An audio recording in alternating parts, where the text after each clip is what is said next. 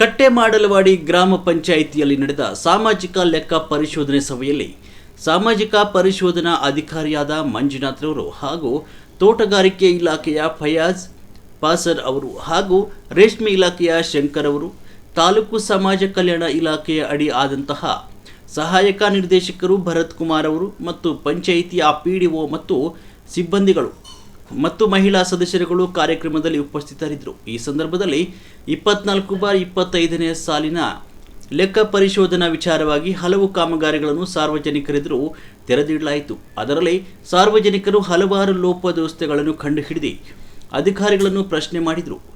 ಕೆಲವನ್ನು ಸ್ಥಳ ಪರಿಶೀಲನೆ ಮಾಡಬೇಕು ಅಂತ ಬೇಡಿಕೆಯನ್ನು ಇಟ್ಟಿರ್ತಾರೆ. ಇದನ್ನು ಅಧಿಕಾರಿಗಳು ನಮಗೆ ಸ್ವಲ್ಪ ಸಮಯ ಬೇಕಂತ ಕೇಳಿ ದಿನಾಂಕವನ್ನು ಮುಂದೂಡಲಾಯಿತು. ಎಲ್ಲ ಕಾಮಗಾರಿಗಳನ್ನು ಒಬ್ಬ ಗುತ್ತಿಗೆದಾರನಿಗೆ ನೀಡಿರ್ತಾರೆ. ಆ ವ್ಯಕ್ತಿಯು ಪಂಚಾಯಿತಿಯ ಹಾಲಿ ಅಧ್ಯಕ್ಷರಾದ ಮನೆಯವರಿಗೆ ಆಗಿರ್ತಾರೆ. ಇದನ್ನು ಪ್ರಶ್ನೆ ಮಾಡಿದ ಸಾರ್ವಜನಿಕರಿಗೆ ಒಬ್ಬ ವ್ಯಕ್ತಿಗೆ 5 ಲಕ್ಷದವರೆಗೆ ಟೆಂಡರ್ ಕೊಡಬಹುದು ಅಂತ ತಿಳಿಸಿರ್ತಾರೆ. ಅಧಿಕಾರಿಗಳು ಅವರ ಜೊತೆಯಲ್ಲಿ ಸರ್ಕಾರಿ ಪ್ರಾಥಮಿಕ ಶಾಲೆಯಲ್ಲಿ ಅಂಗನವಾಡಿಯನ್ನು ನಿರ್ಮಿಸಲು ಅನುಮತಿ ನೀವು ನೀಡಿರ್ತೀರಿ ಅಂತ ಸಾರ್ವಜನಿಕರು ಕೇಳಿದಾಗ, ಆ ವಿಚಾರವಾಗಿ ನನಗೂ ಅದಕ್ಕಂತೂ ಸಂಬಂಧ ಇಲ್ಲ ಅಂತ ಪಿಡಿಒ ಅಧಿಕೃತವಾಗಿ ಹೇಳಿರ್ತಾರೆ. ಆದರೆ ನನಗೆ ರಕ್ಷಣೆ ಬೇಕಂತ ಪೊಲೀಸ್ ಇಲಾಖೆಗೆ ಪಿಡಿಒ ಸರ್ಕಾರಿ ಶಾಲೆಯ ಅಧ್ಯಕ್ಷರಾದ ಕುಮಾರ್ ಮೇಲೆ ದೂರು ಯಾಕೆ ನೀಡಿದ್ರಿ ಅಂತ ಕುಮಾರ್ ಅವರು ಪ್ರಶ್ನಿಸಿದ್ರು. ಪಿಡಿಒ ರವರು ಈ ವಿಚಾರವಾಗಿ ನನಗೆ ಕೆಲಸ ಮಾಡಲು ರಕ್ಷಣೆ ಕೊಡಿ ಅಂತ ನಾನು ದೂರು ನೀಡ್ತೇನೆ ಹೊರತು ಯಾರ ವಿರುದ್ಧ ದೂರು ನೀಡಿಲ್ಲ ಅಂತ ಹೇಳಿದರು. ಸರ್ಕಾರಿ ಶಾಲೆಯ ಅಧ್ಯಕ್ಷರಾದ ಕುಮಾರ್ ಅವರು ಶಾಲೆಯಲ್ಲಿ ಅಂಗನವಾಡಿ ನಿರ್ಮಿಸಲು ಬೇಡ ಅಂತ ಒತ್ತಾಯಿಸಿದ್ದಾರೆ. ಇದನ್ನು ಹಲವು ಬಾರಿ ಇಒ ಜೊತೆ ಚರ್ಚೆ ಮಾಡಲಾಗಿದೆ. ಜೊತೆಗೆ ಅಧಿಕೃತವಾಗಿ ಲಿಖಿತ ರೂಪದಲ್ಲಿ ಅರ್ಜಿಯನ್ನು ನೀಡಿರ್ತಾರೆ. ಬಲವಂತವಾಗಿ ಯಾರದೋ ಒತ್ತಡಕ್ಕೆ ಅಧಿಕಾರಿಗಳು ಕೆಲಸ ಮಾಡಲು ಮುಂದಾಗಿರ್ತಾರೆ. ಇದನ್ನು ತಡೆ ಹಿಡಿದು ಸಾರ್ವಜನಿಕರು ಬೇರೆ ಅವಶ್ಯಕತೆ ಇದ್ದಂತಹ ಸ್ಥಳದಲ್ಲಿಯೇ ಅಲ್ಲೇ ಮಾಡಿಕೊಳ್ಳಿ, ಅಂಗನವಾಡಿಯನ್ನು ಅಲ್ಲೇ ತೆರೆದುಕೊಳ್ಳಿ ಅಂತ ಸಾರ್ವಜನಿಕರು ಅಭಿಪ್ರಾಯಪಟ್ಟರು. ವರದಿ ಮಸೀಂ ಶರೀಫ್, ಹುಣಸೂರು. ನೋಡಿ ಸರ್, ಇವಾಗ ಸಾಮಾಜಿಕ ಪರಿಶೋಧನೆ ಅನ್ನೋದು ನಾವು ಸರ್ಕಾರ ಹಂತದಲ್ಲಿ ಮಾಡೋದ್ರಿಂದ ನೀವು ಕೇಳ್ತಾರೆ ಕರೆಕ್ಟ್ ಇದೆ. 31/12/2025 ಅಂತ ನಡೀಬೇಕಾಗಿತ್ತು. ಅನಿವಾರ್ಯ ಕಾರಣಗಳಿಂದ ಸಂಬಂಧಪಟ್ಟಂತ ನೋಡಲ್ ಆಫೀಸರ್ ಮತ್ತೆ ಗ್ರಾಮ ಪಂಚಾಯತಿ ಅಧ್ಯಕ್ಷರಿಗೆ ಅಧಿಕೃತ ಕಾರ್ಯಕ್ರಮ ಇರೋದ್ರಿಂದ ಅದನ್ನ ಸಾರ್ವಜನಿಕರ ಗಮನಕ್ಕೆ ತರೋದ್ರಿಂದ ನಾವು ಮೆಂಟೇನ್ ಮಾಡಿದ್ವಿ ನಡವಳಿಯಲ್ಲಿ. ಇವತ್ತು 2ನೇ ಬಾರಿ ಮಾಡ್ತಾ ಇರೋದ್ರಿಂದ ಕೋರಂ ಅವಶ್ಯಕತೆ ಇದ್ದೇ ಇದೆ. ಇಲ್ಲಿ ಎಷ್ಟು ಜನ ಅಂದರೆ ಈಗ ಆಲ್ರೆಡಿ ಏನು ಗ್ರಾಮ ಪಂಚಾಯತಿ ಸದಸ್ಯರು ಬಂದಿದ್ದಾರೆ, ಇವ್ರ ಕೋರಂ ಆಗುತ್ತೆ. ನಮಗೆ ಬೇಕಾಗಿರೋದು ಗ್ರಾಮಸ್ಥರು ಮತ್ತು ಸಾರ್ವಜನಿಕರು. ಇದರಲ್ಲಿ ಖಂಡಿತ ನೀವು ಕೇಳೋದು ಕರೆಕ್ಟ್ ಇದೆ. ನಮಗೆ ಮೊದಲನೇ ಬಾರಿ ಮಾಡಿದಂಥ ಸಂದರ್ಭದಲ್ಲಿ 100 ಜನ ಇರಬೇಕು. ಸಾಮಾಜಿಕ ಪರಿಶೋಧನೆ ಗ್ರಾಮಸಭೆ ಮಾಡಬೇಕಾದ್ರೆ ಅದು ಹೆಂಗಸರಾಗಿರ್ಬೋದು ಗಂಡಸರಾಗಿರ್ಬೋದು 100 ಜನ ಇರಲೇಬೇಕು. ಮೊದಲನೇ ಬಾರಿ ಮಾಡಿ 2ನೇ ಬಾರಿ ಹೊರತುಪಡಿಸಿದಾಗ ಕೋರಂ ಅವಶ್ಯಕತೆ ಇರಲ್ಲ. ಈಗ ಮೊದಲನೇ ಬಾರಿ ಅವಕಾಶ ಮಾತಾಡಿ ಅಲ್ಲ ಮೇಡಮ್, ಹೇಳ್ಬಿಡ್ತೀನಿ ಒಂದು ನಿಮಿಷ. ಇವಾಗ ಕೋರಂ ಇರುವ ಕಾರಣ ಮುಂದೂಡೋಣ. ಯಾಕೆಂದ್ರೆ ನಾನು ಅಧಿಕೃತವಾಗಿ ಮಾಡೋಕ್ಕಾಗಲ್ಲ. ಸಂಬಂಧಪಟ್ಟಂತ ನೋಡಲ್ ಆಫೀಸರ್ ಇದ್ದಾರೆ, ಗ್ರಾಮ ಪಂಚಾಯತಿ ಅಧ್ಯಕ್ಷರಿದ್ದಾರೆ, ಸಂಬಂಧಪಟ್ಟಂತ ಇಲಾಖೆಗಳಿದ್ದಾರೆ, ಮತ್ತೆ ಗ್ರಾಮಸ್ಥರಿದ್ದೀರಾ, ಸಾರ್ವಜನಿಕರಿದ್ದೀರಾ. ನೀವೆಲ್ಲ ಮುಂದೂಡಿ ಅಂದ್ರೆ ಇನ್ನೊಂದು ಡೇಟನ್ನು ಗುರ್ತು ಮಾಡೋಣ. ಆ ಡೇಟಲ್ಲಿ ಕೋರಂ ಅವಶ್ಯಕತೆ ಇರಲ್ಲ. ಗ್ರಾಮ ಪಂಚಾಯತ್ ಇನ್ನೊಂದು ಸಲ ಏನ್ ಹೇಳ್ತಿದ್ದೀವಿ ಅಂದ್ರೆ, ಇನ್ನೊಂದ್ಸಲ ನಾವು ಮಾಡ್ಬೇಕಾದ್ರೆ ಇದೇ ತರ ನಾವು ಒಳಗಡೆ ಮಾಡೋಕ್ಕಾಗಲ್ಲ. ಸಾರ್ವಜನಿಕರ ಗಮನ ತಂದು ಮತ್ತೆ ಗ್ರಾಮಸ್ಥರ ಗಮನ ತಂದು ಸಭೆನ ಮಾಡೋಂಥದ್ದು. ಆ ಸಂದರ್ಭದಲ್ಲಿ ನೀವು ಕೋರಂ ಕೇಳ್ತು ಅಂದ್ರೆ ಕೋರಂ ಅವಶ್ಯಕತೆ ಇಲ್ಲ. 2ನೇ ಬಾರಿ ರದ್ದುಪಡಿಸಿ ಮಾಡೋ ಸಭೆಗೆ ಯೂಸ್ ರೇಟ್ನ ಮುಂದೂಡೋದ್ರಿಂದ ನಿಮಗೆ ಲಾಭ ಆಗುತ್ತೆ ಅಂತ ಮಾಡ್ಕೊಳ್ಳಿ. ನಮ್ಮ ಅಭಿಪ್ರಾಯ ಸರ್, ನೀವು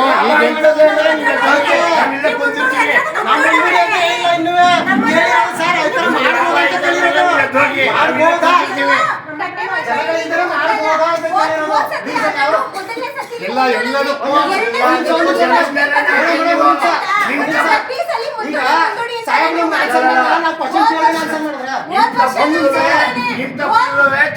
ಹಾಕ್ತೀರಾ,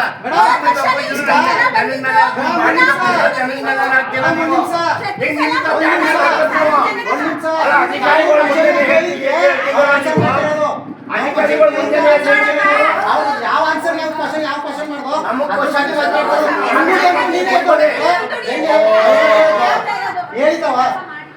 ಹೇಳಿದವ ಜನಕ್ಕೆ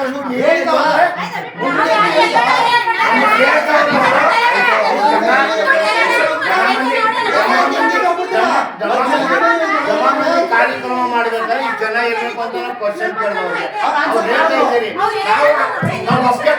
ನಾವು ಒಪ್ಪಿಗೆ ಕೊಟ್ಟಿಲ್ಲ ಅವ್ರಿಗೆ ಇನ್ನವೇ ನೀವೇ ಇನ್ನೊಂದು ಮುಂದೂಡೋದ್ರಿಂದ ಹೋದ್ ಸತಿನೂ ಇದೇ ತರನೇ ಸಭೆ ಆಯ್ತು. ಎಲ್ಲಿತ್ತು 31 ಸಭೆನೂ ಇದೇ ತರ ಮುಂದೂಡಿದ್ರಿ. ಹೋದ ವರ್ಷ ಸಭೆನೂ ಇದೇ ತರ ಮುಂದೂಡಿದ್ರಿ. ಜನ ಮುಂದೂಡಿದ್ರಿ ಅಂದ್ರೆ ನಿಮ್ ತಪ್ಕೊಳ್ಳೋದು. ನೀವು ದುಡ್ಕೋಕ್ ಹೋಗ್ತಿರಲ್ಲ ಅದನ್ನು ನಿಮ್ ತಪ್ಪು. ಅಧಿಕಾರಿಗಳವ್ರೆ ಅವ್ರಿಗೆ ಕೇಳ್ತೀವಿ ನಾವು. ಅಧಿಕಾರಿಗಳು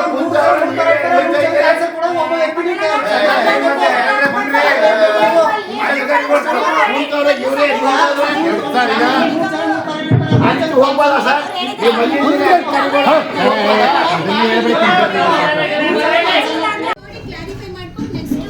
ಒಟ್ಟು ಸ್ವಚ್ಛತೆಗೆ ಎಷ್ಟು ಹಣ ಖರ್ಚಾಗಿದೆ ಅಂತ ಬೇಕು. ಸ್ವಚ್ಛತಾ ಕಾರ್ಯಕ್ರಮ ಸರ್ ಹೇಳ್ತಾ ಇದ್ದೀನಿ. ಎರಡನೇ ವಾರ್ಡು ಸ್ವಚ್ಛತಾ ಕಾಮಗಾರಿ 43,017 ರೂಪಾಯಿ. ಮೂರನೇ ವಾರ್ಡು 48,753 ರೂಪಾಯಿ. ಒಂದನೇ ವಾರ್ಡು 48,753 ರೂಪಾಯಿ.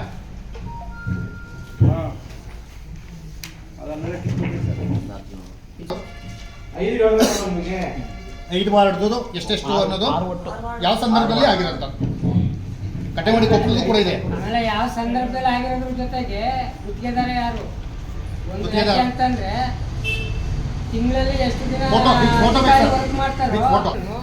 ಸ್ವಚ್ಛತಾ ಕಾರ್ಮಿಕರು ಇಲ್ಲಿ ಡೈಲಿ 3 ಜನನಾದ್ರೂ ಕೆಲಸ ಮಾಡ್ತಾ ಇದ್ದಾರೆ. ಆ ಸಂಬಳದ ಜೊತೆ ಆ ಸಂಬಳನ ಇದು ಕೊಟ್ಟಿರೋದು ಅರ್ಥ ಆಗಬೇಕು. ಯಾಕೆಂದ್ರೆ ಕೈ ಕೊಡಿ ಬೈಕಲ್ಲಿ ಓದದ್ದು ಸಾಕು ಗೊತ್ತಾಗಲ್ಲ. ದಯಮಾಡಿ ಈ ಕಾಪಿಗಳನ್ನ ಕೊಡಿ. ನಾವು ನಿಮ್ಮನ್ನ ಪ್ರಶ್ನೆ ಮಾಡ್ಬೇಕಾದ್ರೆ ನಮ್ದು ಸೆಟ್ಟು ಕಾಪಿಗಳು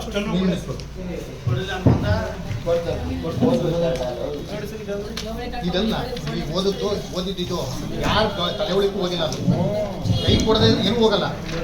ಇಲ್ಲಿ ನೋಡ್ಬೇಕು ಅಂತಂದ್ರೆ ಇಲ್ಲಿ ಚರ್ಚೆ ಆಗಕ್ಕೆ ಮುಂಚೆ ಕಾಪಿ ಕೊಡಪ್ಪ. 3 ಸೆಟ್ ಕೊಡಿ. ಕುಮಾರ್ ಅವ್ರು ಕೊಡಿ ಒಂದು. ಅಶೋಕ್ ಇನ್ನೊಂದು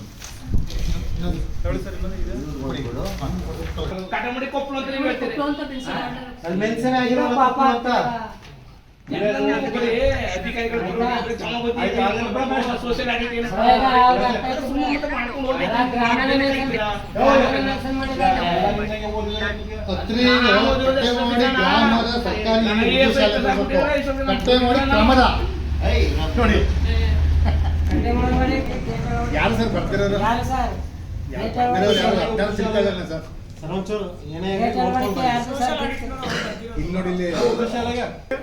ನಿರ್ಧಾರಗಳನ್ನ ತಗೊಳ್ಳೋದು ನಮ್ಮ ಬಾಡಿ ಏನು ಈ ಗ್ರಾಮ ಪಂಚಾಯತಿ ಬಾಡಿ ಇದೆಯೋ ಅದೇ ತರ ನಮ್ದು ಕೂಡ ಬಾಡಿ ಇದೆ. ಶಾಲೆಯ ಒಳಿತು ಕೆಟ್ಟದಕ್ಕೋಸ್ಕರ ಯಾವುದೇ ಕೂಡ ಸಣ್ಣ ಪುಟ್ಟ ವಿಚಾರಗಳಾಗಲಿ ಏನೋ ಸಮಸ್ಯೆಗಳು ಬಂದಾಗ ಸ್ಪಂದಿಸುವಂತ ಜವಾಬ್ದಾರಿ ಆ ಕಮಿಟಿದಿರುತ್ತೆ. ಹಾಗಾಗಿ ನಾನು ಒಬ್ಬ ಶಾಲೆಯ ಅಧ್ಯಕ್ಷನಾಗಿ ಆ ಶಾಲೆ ಜವಾಬ್ದಾರಿ ಇರೋದ್ರಿಂದ ಶಾಲೆ ಒಳ್ಳೇದಾಗಲಿ, ಮಕ್ಕಳು ಪಾಪ್ಯುಲೇಷನ್ ಜಾಸ್ತಿ ಇದೆ, ಹಳ್ಳಿಗಳಿಂದ ಈ ಶಾಲೆಗೆ ಮರ್ಜ್ ಮಾಡಿ ಒಂದು KPS ಶಾಲೆ ಮಾಡ್ತಿದ್ದಾರೆ. ಆ ಕಾರಣಕ್ಕಾಗಿ ಈ ಜಾಗ ಕೊರತೆಯಿಂದ ಇಕ್ಕಟ್ಟಾಗಬಾರ್ದು, 100 ಮಕ್ಕಳಿಗೆ ಅನುಕೂಲ ಆಗಲಿ ಅಂತೇಳಿ ನಾನು ಇಂಜಿನಿಯರ್ನ ಮನೆಗೆ ಕಳಿಸ್ದೆ, ವಾಪಸ್ ಕಳಿಸ್ಬಿಟ್ಟೆ. ಆವಾಗ ಏನು ಮಾಡಿದ್ದಾರೆ PDO ಅವರು ನನ್ನ ಮೇಲೆ ಗಲಾಟೆ ಮಾಡಿ ಇಂಜಿನಿಯರ್ಸ್ನ ವಾಪಸ್ ಕಳಿಸಿದ್ದಾರೆ ಅಂತೇಳಿ ರೂರಲ್ ಸ್ಟೇಷನಲ್ಲಿ ನನ್ನ ವಿರುದ್ಧ ಕಂಪ್ಲೇಂಟ್ನ ಸುಳ್ಳು ಆರೋಪ ಮಾಡಿ ಕಂಪ್ಲೇಂಟ್ ಮಾಡಿದ್ದಾರೆ. ನಾನು ಒಬ್ಬ ಅಧ್ಯಕ್ಷನಾಗಿ ಒಬ್ಬ ಜವಾಬ್ದಾರಿಯುತ ಒಂದು ಸ್ಥಾನದಲ್ಲಿ ಇಟ್ಕೊಂಡು ಆ ಶಾಲೆನಲ್ಲಿ ಪ್ರಶ್ನೆ ಮಾಡುತ್ತಪ್ಪ. ಜೊತೆಗೆ ಹಿಂದೆಲ್ಲ ಇವ್ರು ಏನು ಮಾಡಿದ್ದಾರೆ ಅಂತಂದ್ರೆ ನಮ್ಮ ಶಾಲೆನಲ್ಲಿ ನಾವು ಇಲ್ಲದೆ ಇರೋದ್ರ ಟೈಮಲ್ಲಿ HM ಗಮನಕ್ಕೂ ತರಲ್ಲ, SDMC ಕಮಿಟಿ ಗಮನಕ್ಕೂ ತರಲ್ಲ, ಏಕಾಏಕಿ ಬೀಗ ನೋಡ್ದು 3ನೇ ವಾರ್ಡ್ನಲ್ಲಿ ಸ್ವಚ್ಛತೆ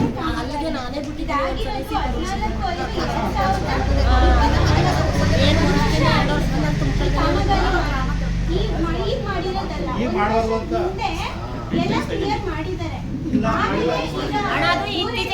ತುಂಬಿಕೊಂಡಿರೋದು. ಹಿಂದೆ ನಾನು ಮಾಡ್ಸಿದೀನಿ, ಜಗದೀಶ್ ಸರ್ ಕರ್ಸ್ ಕೇಳಿ ಬೇಕಾದ್ರೆ ಕಳ್ಸಿದಾರ ಇಲ್ವೋ ಅಧ್ಯಕ್ಷರು ಅಂತ ನೀವು ಕೇಳ್ಬಿಟ್ಟು ಮಾತಾಡಿ. ಪಟೇಲ್ ಅಣ್ಣ ನನಗ್ ಬದ್ದಾಯ್ತೀನಿ. ನಿಮ್ಮ ಅಧ್ಯಕ್ಷರು ಜಗದೀಶ್ ಸರ್ ಕರೆಸ್ಬಿಟ್ಟು ನಿಮ್ಮ ಸ್ಲೀಪರ್ಗಳು ಹುಡುಗರುಗಳನ್ನ ನಿಮ್ ಶಾಲೆಗೆ ಕಳಿಸ್ಕೊಟ್ಟಿದ್ದಾರೆ. ಕಳಿಸ್ಕೊಂತ ಅದಕ್ಕೊಂದು ಬದ್ದಾಯ್ತೀನಿ. ಮಾಡ್ಬೇಕು ಅಂತ ನಾನೇ ಕ್ಯಾನ್ಸಲ್ ಮಾಡಿದ್ದೀನಿ. ಅದು ಮತ್ತೆ ಈ ವರ್ಷ ಸೇರಿಸಿದ್ದೀನಿ. ಅಣ್ಣ ಇನ್ನೊಂದು, ಈಗ ಒಂದು ವ್ಯಕ್ತಿ ಕ್ರಿಯೆ ಯೋಜನೆ ಮಾಡುವಾಗ ಇರ್ತಾರೆ, ಅವರು ತೀರೋಗ್ಬಿಡ್ತಾರೆ.